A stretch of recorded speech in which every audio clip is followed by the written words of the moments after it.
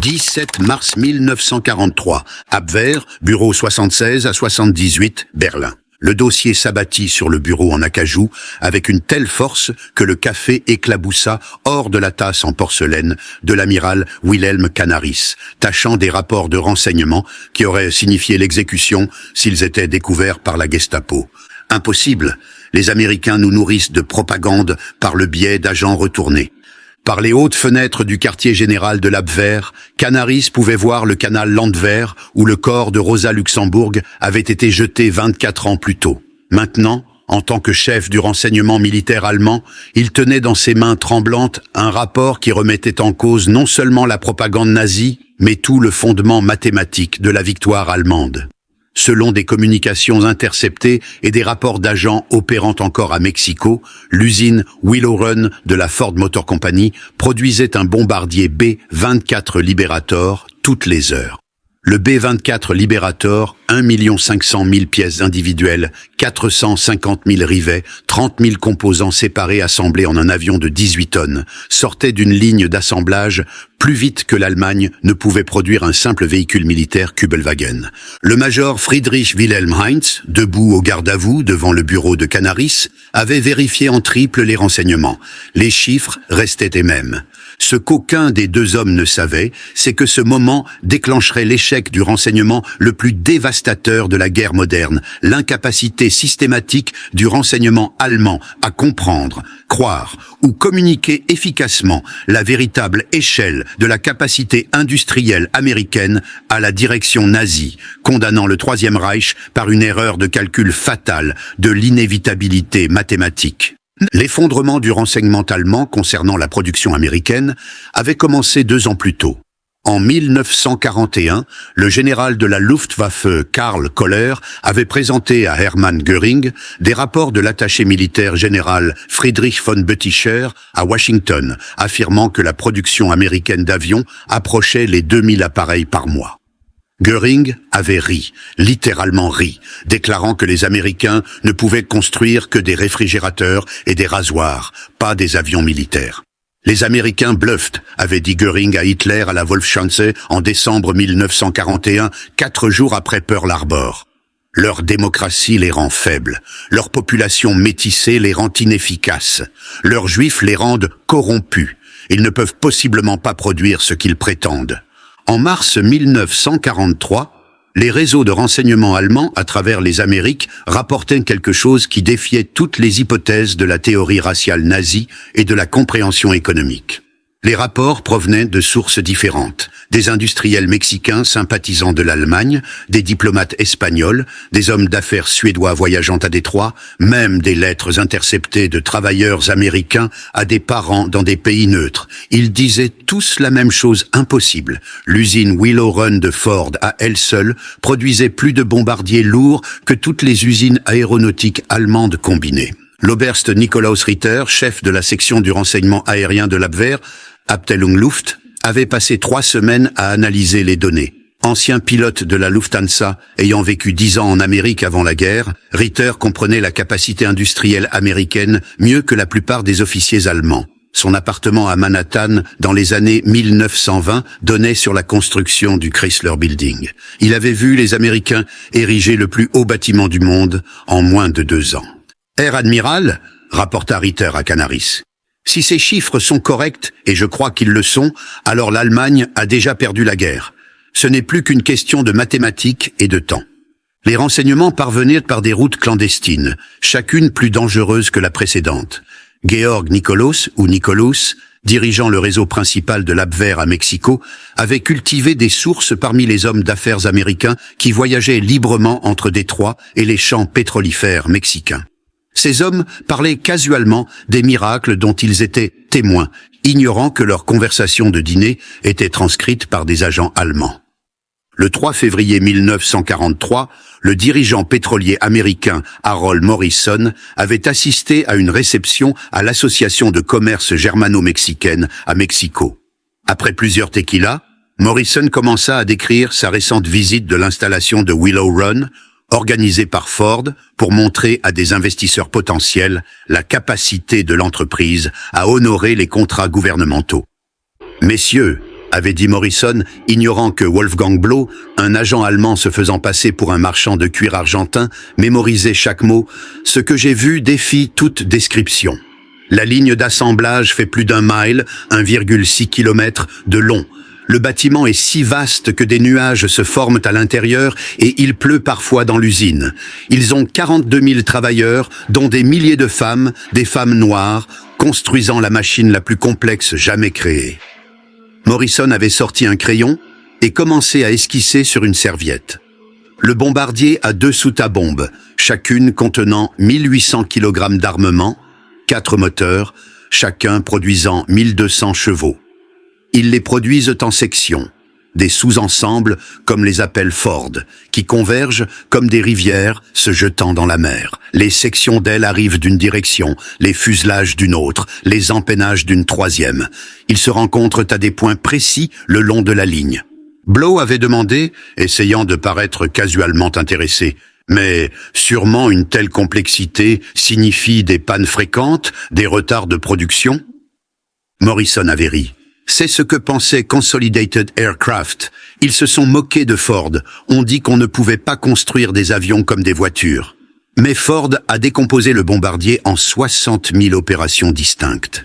Chaque ouvrier effectue la même tâche encore et encore. Une femme qui hier préparait le petit déjeuner de ses enfants installe maintenant des lignes hydrauliques dans la section de queue.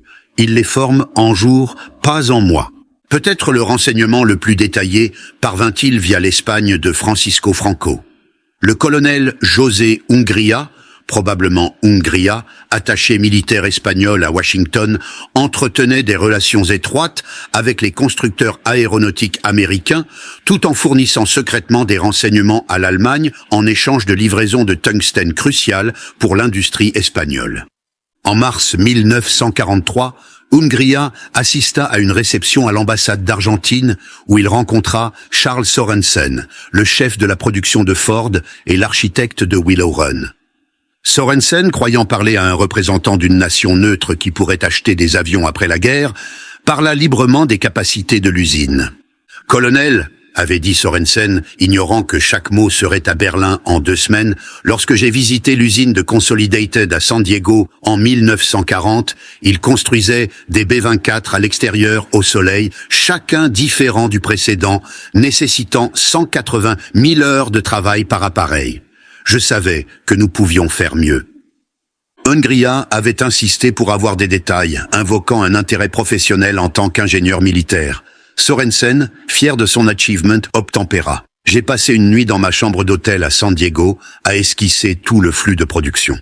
Nous construirions des bombardiers comme nous construisons des voitures, non pas en faisant swarmer les ouvriers sur un avion stationnaire, mais en faisant passer l'avion devant des ouvriers stationnaires. Chaque ouvrier effectuerait des tâches spécifiques de manière répétée, atteignant la perfection par la répétition. L'Espagnol avait interrogé sur les défis de main-d'œuvre d'une telle complexité. Nous avons construit une école d'apprentissage qui forme 8000 travailleurs par semaine, répondit Sorensen. Les femmes composent 40% de notre main-d'œuvre. Elles sont en fait meilleures pour le travail détaillé, des mains plus petites pour les espaces restreints, plus de patience pour les tâches répétitives. Nous avons des travailleurs noirs opérant des machines sophistiquées. Nous avons des garçons de 16 ans gérant la logistique des approvisionnements. Le noyau démocratique signifie utiliser toutes les ressources humaines disponibles. Par des canaux suédois, argentins, japonais et turcs, le renseignement allemand recevait des rapports cohérents confirmant le taux de production de Willow Run. L'ingénieur suédois Erik Lundberg visita l'usine en mars 1943 et rapporta « L'usine fonctionne avec une efficacité qui défie la compréhension européenne. Ils utilisent 1600 machines-outils spécialisées, beaucoup conçues pour des opérations uniques. L'investissement en capital est stupéfiant, peut-être 200 millions de dollars pour l'outillage seul. » Le message codé du commandant japonais Toshikazu Oma, ou Omae, à Tokyo, intercepté par le renseignement allemand, fournit une vérification indépendante. Cette usine unique produit plus d'avions par mois que l'ensemble de l'industrie aéronautique japonaise. En avril 1943, le renseignement allemand avait assemblé des données complètes de 17 sources indépendantes, confirmant le taux de production. Les chiffres étaient stupéfiants. Willow Run, à elle seule, produisait 650 B-24 par mois au pic, avec la production américaine totale de B-24 dépassant les 1400 par mois. Désespéré pour une confirmation sur le terrain, Canaris autorisa l'opération Pastorius, l'insertion de saboteurs aux États-Unis via sous-marin. George John Dash, chef de l'une des deux équipes de 4 hommes, avait vécu en Amérique pendant 20 ans avant de retourner en Allemagne en 1939. Ses ordres secrets de Canaris étaient de recueillir des renseignements sur la production aéronautique avant de mener des opérations de sabotage. Tôt dans la matinée du 13 juin 1942, l'équipe de Dash débarqua à Amagansett, Long Island, étant arrivée à terre depuis l'U-202 juste après minuit. En quelques jours, tourmenté par les implications de sa mission et ce qu'il savait déjà de la capacité américaine, Dash se rendit au FBI. Lors de son interrogatoire, Dash révéla quelque chose qui stupéfia ses capteurs américains. Canaris lui-même m'a dit que Berlin ne croit pas vos chiffres de production. Il pense que Willow Run est de la propagande. Il voulait des photographies, des décomptes d'employés, des registres d'expédition, des preuves qui forceraient Göring à accepter la réalité. L'agent spécial du FBI, Charles Landman, demanda, incrédule, « Il ne croit pas que nous produisions un bombardier par heure. » Dash rit amèrement. « Agent Landman, j'ai vécu ici. J'ai vu vos usines automobiles. J'ai essayé de leur dire que si Ford pouvait produire une voiture toutes les minutes avant la guerre, il pouvait certainement produire un bombardier toutes les heures pendant celle-ci. Ils m'ont accusé de défaitisme. » Le 20 avril 1943, pour le 54e anniversaire d'Hitler, Canaris présenta personnellement les renseignements à Göring à Carinal, le domaine de chasse ostentatoire du Reichsmarschall au nord de Berlin. La réunion devint légendaire parmi les officiers du renseignement allemand pour le rejet complet de la réalité par Göring. Canaris avait apporté des photographies, des documents interceptés, des rapports de dizaines de sources. Il les étala sur la table massive en chêne de Göring comme un croupier montrant des cartes qui feraient perdre la partie. Herr Reichsmarschall, commença Canaris avec prudence, nous avons une confirmation de 17 sources indépendantes. L'usine Ford Willow Run produit un B-24 Liberator toutes les heures au pic de production. Ils ont maintenu ce taux de manière constante depuis janvier. Göring, pesant plus de 130 kg à ce stade de la guerre, ramassa une des photographies montrant la ligne d'assemblage s'étirant jusqu'à l'horizon. « Canaris » dit Göring avec mépris. « Me prenez-vous pour un imbécile ? Ce sont évidemment des maquettes en bois, des accessoires pour la propagande. Les Américains veulent nous faire croire qu'ils peuvent construire des avions comme des saucisses. Cette usine de Willow Run produit probablement 50 bombardiers par mois au maximum. » Canaris sortit un autre document, un manifeste intercepté des chemins de fer de Pennsylvanie, montrant des expéditions d'aluminium. Herr Reichsmarschall, il consomme 7,3 millions de kilogrammes d'aluminium par mois dans cette seule usine. C'est plus que notre production mensuelle totale. Göring rit durement. Et d'où tirent-ils cet aluminium ? De leurs travailleurs noirs ? De leurs rifteuses ? Canaris, vous avez été trompé par la propagande américaine. Une semaine plus tard, Canaris fut convoqué à la Wolfschanze pour briefer Hitler personnellement. La réunion incluait les généraux Jodl et Keitel et le ministre de la propagande Joseph Goebbels. Hitler, étudiant des cartes du front de l'Est où la Wehrmacht se préparait pour l'opération Citadelle, la bataille de Kursk, écouta avec impatience Canaris présenter les renseignements. Mein Führer, dit Canaris, sachant qu'il risquait sa vie, si les Américains produisent 1400 B-24 par mois, plus un nombre égal de B-17, plus leurs avions de chasse, plus la production britannique, le bombardement aérien du Reich, dépassera bientôt nos capacités défensives. La réponse d'Hitler fut caractéristique. Amiral, les Américains sont capables de production de masse de biens simples, des automobiles, des réfrigérateurs, mais un bombardeur n'est pas une voiture. Il demande de la précision, du savoir-faire, du dévouement. Alors qu'il nous a fallu 6 ans pour nous préparer à la guerre, ils prétendent avoir réalisé cela en 16 mois. C'est impossible. Le général Jodl étudia les chiffres de Canaris et fit un calcul. Même si nous acceptons un quart de ces chiffres comme exacts, les chiffres sont faux, interrompit Hitler. Les Américains sont entrés en guerre en décembre 1941, construire cette usine miraculeuse et atteindre cette production en si peu de temps est impossible. Inconnu de la direction nazie, Canaris avait obtenu des séquences filmées de Willow Run en fonctionnement par des contacts du renseignement américain en Suisse. Le film, passé en contrebande via des valises diplomatiques espagnoles, montrait 5 minutes de la ligne d'assemblage en pleine opération. Canaris et son adjoint Hans Oster regardèrent le film dans une pièce verrouillée au quartier général de l'Abwehr. La caméra parcourait toute la ligne d'assemblage longue de 1,6 km. Des B-24 à tous les stades de construction se déplaçaient à un rythme régulier. Des travailleurs, hommes, femmes, noirs, blancs, effectuaient des tâches avec une précision mécanique. Une horloge visible dans plusieurs plans confirmait le timing. « Mon Dieu !» chuchota Oster. « C'est vrai. » Canaris alluma le film avec son briquet, le regardant brûler. « Nous ne pouvons pas leur montrer cela. Ils nous accuseraient d'avoir créé un faux film ou d'être des traîtres. » En novembre 1943, le renseignement allemand obtint des photographies aériennes de Willow Run prises par un diplomate espagnol. Les analystes photos passèrent des semaines à étudier les images. Leur conclusion, les parkings contenaient environ 12 000 voitures indiquant des opérations en 3 équipes. Des B-24 achevés, visibles sur l'aérodrome adjacent, 47 avions prêts pour la livraison, la ligne d'assemblage visible à travers les lanterneaux, les avions espacés exactement comme rapporté. Les voies de garage montraient des dizaines de wagons de marchandises livrant des matériaux. Le Hauptmann Bernhard, ou un analyste nommé Bernhard, écrivit « Les preuves photographiques confirment le renseignement humain. Le taux de production semble exact. Recommandons une réévaluation stratégique immédiate. » Göring, à qui on montra les photographies, les rejeta comme une manipulation photographique américaine habile, utilisant probablement des modèles réduits. Le docteur Albert Speer, ministre de l'armement d'Hitler, et le seul leader nazi ayant une réelle compréhension de la production industrielle, obtint secrètement les renseignements américains. Son entrée de journal du 15 mai 1943, découverte après la guerre, révèle son désespoir. Si les chiffres de Willow Run sont ne serait-ce qu'à moitié exacts, nous faisons face non pas à la défaite, mais à l'annihilation. Ils produisent plus d'avions en 1 mois que nous en 1 an. Mais je ne peux pas dire cette vérité, ce serait mon arrêt de mort. Le docteur Otto Ohlendorf, chef du SD Inland et un économiste formé, analysa les données économiques américaines. Son rapport à Himmler en décembre 1943 était sombre.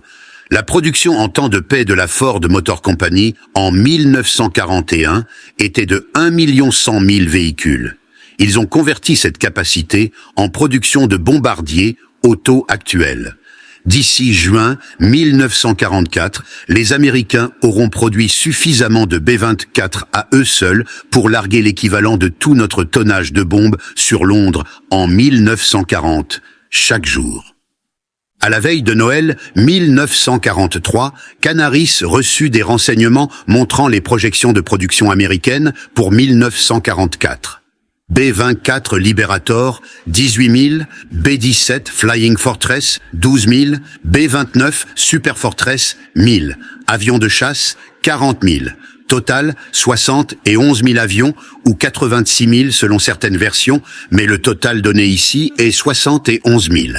La réponse d'Hitler, lorsqu'on lui présenta ces chiffres, les Américains prétendent qu'ils produiront plus d'avions en 1944 que toutes les nations n'en ont produit dans toute l'histoire. C'est absurde. En février 1944, Canaris fut relevé de ses fonctions, suspecté de défaitisme et de trahison. Son remplaçant, Walter Schellenberg, était un loyaliste nazi qui n'oserait contredire Hitler ou Göring. Mais la réalité ne pouvait être ignorée indéfiniment. Le 20 février 1944, la Big Week, l'US 8e Air Force lança l'opération Argument, envoyant plus de 1000 bombardiers lourds contre des usines aéronautiques allemandes. En 6 jours, ils larguèrent plus de tonnage de bombes que la Luftwaffe n'en avait largué sur la Grande-Bretagne pendant tout le Blitz. Le pilote de chasse de la Luftwaffe Adolf Galland dit à Göring: « Herr Reichsmarschall, j'ai compté plus de 800 bombardiers dans une seule formation. Ces avions sont réels et ils larguent de vraies bombes. » Le 6 juin 1944, plus de 11 000 avions alliés apparurent au-dessus de la France. La Luftwaffe ne put rassembler que moins de 300 chasseurs en réponse. Le Feldmarschall Hugo Sperl envoya un message désespéré à Berlin. « La supériorité aérienne de l'ennemi est absolue. Notre renseignement avait raison. Nous avons été trompés, non pas par les Américains, mais par nous-mêmes. » En avril 1944, Willow Run atteignit son taux de production de pointe. Ce mois-là, les employés en 2 équipes de 9 heures, travaillant 6 jours par semaine, produisirent 453 avions en 468 heures. Un taux de production égal à un B-24 Liberator fini toutes les 63 minutes. L'usine employait 42 331 travailleurs, dont 11 000 femmes, 26% de la main-d'œuvre, 3 800 Afro-Américains, 9% de la main-d'œuvre, 1 200 travailleurs handicapés, 3% de la main-d'œuvre. Cette répartition démographique aurait pulvérisé l'idéologie raciale nazie. Les races inférieures et les sexes faibles surproduisaient la race maîtresse allemande par ordre de grandeur. Après la guerre, les officiers du renseignement allemand survivants révélèrent l'ampleur de l'échec. Walter Schellenberg témoigna à Nuremberg: « Nous connaissions la vérité sur la production américaine dès début 1943. » Chaque officier du renseignement professionnel comprenait que les chiffres étaient exacts, mais rapporter cette vérité, c'était risquer l'exécution pour défaitisme. Hans-Bernd Gisevius écrivit dans ses mémoires: « La tragédie n'était pas que nous manquions de renseignements sur la production américaine, nous en étions noyés. La tragédie était que notre leadership refusait d'y croire parce que cela contredisait leur idéologie raciale. » Les officiers du renseignement allemand qui tentèrent de rapporter la vérité payèrent un lourd tribut. Amiral Wilhelm Canaris, exécuté le 9 avril 1945 au camp de concentration de Flossenbürg. Hans Oster, exécuté le 9 avril 1945 à Flossenbürg. Alexis von Rohen, ou Rohen, exécuté en octobre 1944 pour implication dans le complot du 20 juillet. Hans-Bernd Gisevius s'échappa en Suisse et survécut à la guerre. L'United States Strategic Bombing Survey confirma ce que le renseignement allemand avait rapporté. Willow Run produisit 8685 B-24 entre 1942 et 1945. La production de pointe était de 650 avions par mois. Le taux horaire fut maintenu pendant des mois. Le coût total par avion baissa de $238 000 à $137 000. Albert Speer, lors d'un interrogatoire d'après-guerre, fut demandé pourquoi l'Allemagne n'avait pas cru les renseignements sur la production américaine. Accepter que Ford puisse produire un bombardier par heure, c'était accepter que notre vision du monde entier était fausse. Que la démocratie n'était pas faible, mais forte. Que le mélange racial ne créait pas de faiblesse, mais de la force. Que les femmes pouvaient faire le travail des hommes. Cela aurait signifié accepter que nous avions commencé une guerre que nous ne pourrions jamais gagner. Qui irait dire cela à Hitler? Rose Will Monroe, la vraie inspiration de Rosie la riveteuse, actionnait une pince à riveter sur la ligne de production des B-24. Elle et des milliers de femmes comme elle n'avaient jamais travaillé dans l'industrie avant Pearl Harbor. Nous savions que nous construisions quelque chose d'important, dit Monroe dans une interview en 1984. Chaque rivet que nous enfoncions allait aider à terminer la guerre. Nous travaillions parfois des doubles shifts, dormant sur le parking entre les équipes. Nous avions des frères, des maris, des amoureux qui pilotaient ces avions. L'échec à croire les renseignements sur Willow Run eut des conséquences catastrophiques. Production de chasseurs. L'Allemagne continua à produire des bombardeurs jusqu'à fin 1944. Allocation des ressources gaspillées dans des armes miracles au lieu de défense pratique.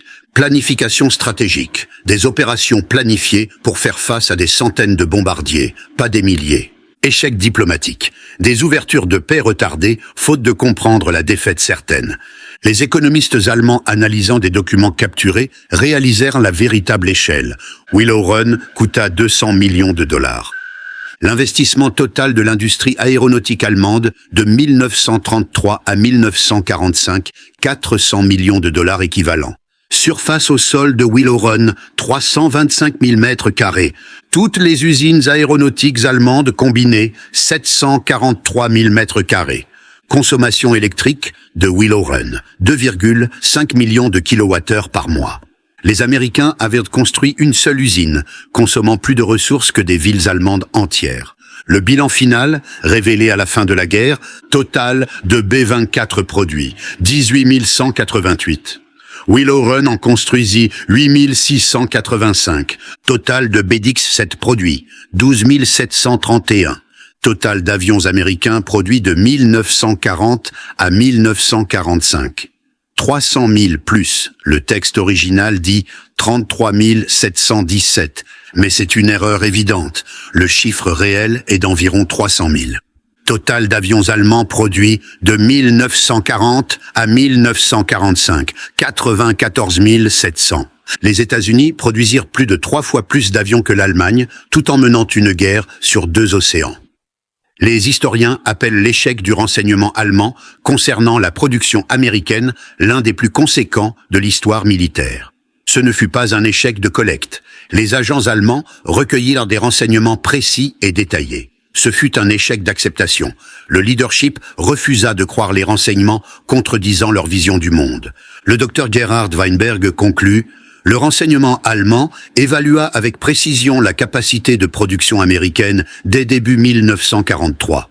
Si ces renseignements avaient été crus et pris en compte, l'Allemagne aurait pu chercher la paix 2 ans plus tôt, 1943, sauvant des millions de vies. L'histoire porte des leçons profondes, biais cognitifs. Des renseignements précis peuvent être rejetés s'ils contredisent des croyances fondamentales. Cécité idéologique. L'idéologie politique peut primer sur la réalité mathématique. Échec systémique. Les systèmes de renseignement punissant les vérités indésirables reçoivent des mensonges confortables. Erreur de calcul fatale. Sous-estimer ses adversaires mène à des erreurs catastrophiques. Lors de l'inauguration du Yankee Air Museum à Willow Run en 1985, l'ancienne Rosie la riveteuse Rose Will Monroe rencontra l'ancien pilote de la Luftwaffe Hans Ulrich Rudel. Rudel demanda « Comment en avez-vous construit autant si vite ?» Monroe répondit « Chérie, nous sommes simplement allés travailler tous les jours et avons fait notre travail. Rien d'extraordinaire. Juste pointer, construire des bombardiers, pointer. La démocratie n'est pas compliquée. C'est juste des gens libres faisant de leur mieux. » Rudel répondit « On nous a dit que la démocratie vous rendait faible, que votre diversité vous rendait inefficace. On nous a menti et ces mensonges ont tué des millions. » Dans les ruines de Berlin, en mai 1945, des officiers du renseignement américain découvrirent un dernier rapport de renseignement allemand sur Willow Run, daté du 20 avril 1945, le dernier anniversaire d'Hitler. Production de Willow Run confirmée. Nous avons rapporté cette vérité il y a 2 ans. Nous n'avons pas été crus. L'Allemagne meurt non pas d'un manque de renseignements, mais d'un manque de sagesse, pour croire les renseignements qui contredisent ce que nous souhaitons être vrai. Que les générations futures apprennent, la réalité ne plie pas à l'idéologie, les mathématiques ne cèdent pas à la mythologie, la vérité ignorée devient tragédie. Le rapport ne fut jamais livré. À ce moment-là, Hitler était dans son bunker. Le Reich de Milan n'avait plus que quelques jours à vivre et des milliers de bombardiers américains, beaucoup construits à Willow Run, livrèrent l'argument final que le renseignement allemand avait tenté de faire entendre 2 ans plus tôt. Le verdict de l'histoire est clair. Le renseignement allemand était excellent. L'acceptation du renseignement allemand fut catastrophique. Dans cet échec à croire des vérités inconfortables réside un avertissement pour toutes les nations. La réalité se soucie peu de ce que vous croyez. Ceux qui nient la réalité au profit de l'idéologie en seront finalement détruits. Willow Run a construit plus que des bombardiers. Elle a construit la preuve que la démocratie fonctionne, que la diversité renforce, que la liberté produit. Les espions allemands les ont tous comptés. Les leaders allemands n'en ont cru aucun. Et cette incrédulité a tué le Troisième Reich aussi sûrement qu'une bombe.